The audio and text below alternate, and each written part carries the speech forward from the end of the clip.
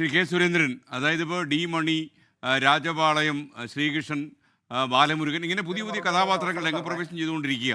അപ്പോൾ അവരിലൂടെയാണ് ഇതിനൊരു അന്താരാഷ്ട്ര മാനം കൈവരുമെന്നൊക്കെ ആൾക്കാർ ഇപ്പോൾ വിശ്വസിക്കുന്നത്. അപ്പോൾ എന്തായാലും ഒരു അന്താരാഷ്ട്ര വിഗ്രഹ കള്ളക്കടത്ത് സംഘം ഇതിൻ്റെ പിന്നിലുണ്ടെങ്കിൽ BJP എടുക്കാൻ പോകുന്ന സമീപനം എന്തായിരിക്കും? അല്ല, അതെല്ലാം ഞങ്ങൾ നേരത്തെ തന്നെ ആ നിലപാട് പറഞ്ഞിട്ടുണ്ട്. കാരണം ഇതിന് പൂർണ്ണമായിട്ടുള്ള സത്യങ്ങൾ പുറത്തു വരണമെങ്കിൽ, അല്ലെങ്കിൽ മുഴുവൻ കുറ്റവാളികളും പുറത്തു വരണമെങ്കിൽ ഇപ്പോൾ നടത്തുന്ന അന്വേഷണം കൊണ്ട് സാധ്യമാവില്ല.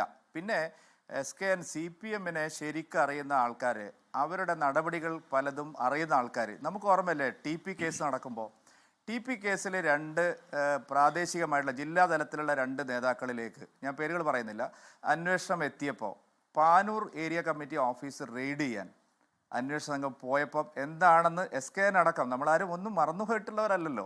അതിനുശേഷം അവർ ഏത് നിലയിലാണ് ആ കേസിനെ കൈകാര്യം ചെയ്തതെന്നും അതിൽ പ്രതികളായിട്ട് ഇപ്പോൾ ജയിലിൽ കിടക്കുന്നവർക്ക് എന്ത് രാജകീയമായിട്ടുള്ള സൗകര്യങ്ങളാണ് അവർ ചെയ്തു കൊടുക്കുന്നതെന്നും കൃത്യമായി അറിയുന്ന മലയാളിക്ക് അറിയാം.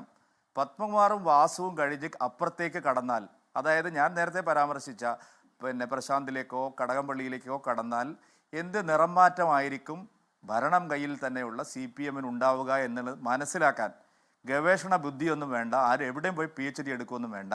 ഈ അന്വേഷണം അട്ടിമറിക്കാൻ തന്നെയുള്ള ഗൂഢാലോചനയിലാണ് CPM ഇപ്പോൾ നിൽക്കുന്നത്. അതിൻ്റെ ലക്ഷണങ്ങളാണ് കാണുന്നത്.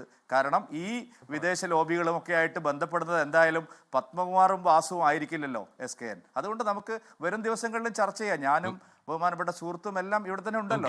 ലോകത്തെവിടെയായാലും ഏത് സമയത്തും 24 വാർത്തകളും ഓഗ്മെന്റഡ് റിയാലിറ്റി പാക്കേജുകളും എക്സ്പ്ലെയിനറുകളും വിശദമായി കാണാൻ ഞങ്ങളുടെ YouTube ചാനൽ നിങ്ങൾക്ക് സബ്സ്ക്രൈബ് ചെയ്യാം.